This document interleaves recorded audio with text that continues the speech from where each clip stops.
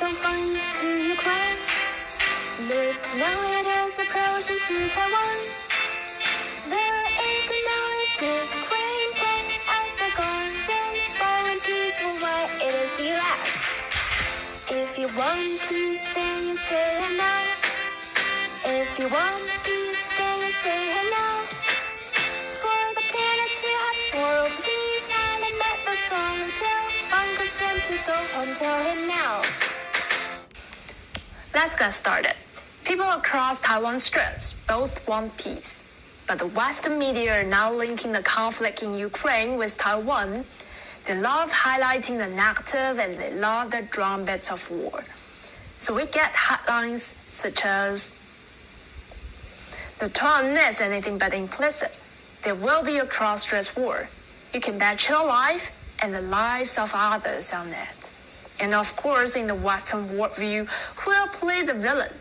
The Chinese mainland. But where exactly does the real threat come from? Clap your hands. Since the Biden administration took office about 15 months ago, senior U.S. officials have paid several visits to Taiwan, and U.S. warships have transited the Taiwan Straits 12 times last year. It means the U.S. military pay frequent visits to Taiwan Straits nearly every month, each time coupled with bellicose in-your-face hype. Their lines always be, "The transit of our warships through international waters is routine, but please remember, the legality of passage through Taiwan Straits is one thing, using the passage for political posturing is another." Some in Taiwan are said to feel intimidated by PLA patrol training flights over the island. But what about U.S. warships a stone's throw from the Chinese mainland? Do we have a right to feel threatened? Clap your hands. Peace is what everyone on both sides of the Taiwan Straits truly want. For those banking on the U.S. to promote peace, just look at Ukraine.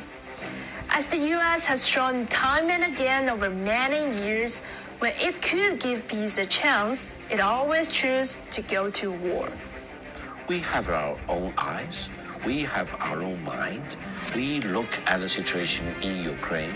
We know that the Ukrainian people are now being urged by the United States and NATO to fight till the last person standing. And they are not joining them. They are not shedding their blood for the so-called independence of Ukraine.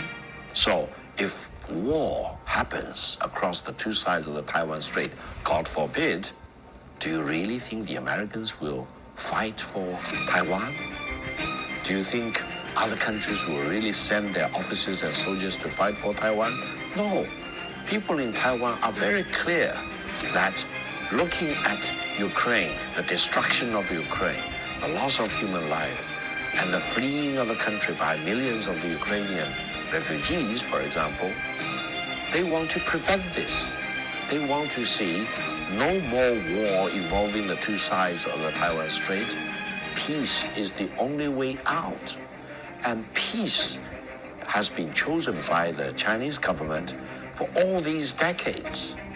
But on the condition that foreign countries, especially the United States, do not pour fuel onto the fire, urging for Taiwan independence.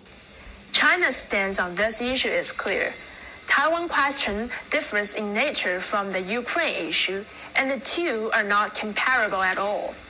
The biggest difference lies in the fact that Taiwan is an integral part of China's territory, and the Taiwan question is entirely China's internal affairs, while the Ukraine issue arose from contention between two countries. Speaking up for the principle of sovereignty for Ukraine while undermining China's sovereignty and territorial integrity relating to Taiwan risks a shameless double standards. So when another U.S. warship sails into Taiwan Straits, keep this in mind. The end sign it flies will not be one of goodwill and peace, but of malice and war. So don't clap your hands.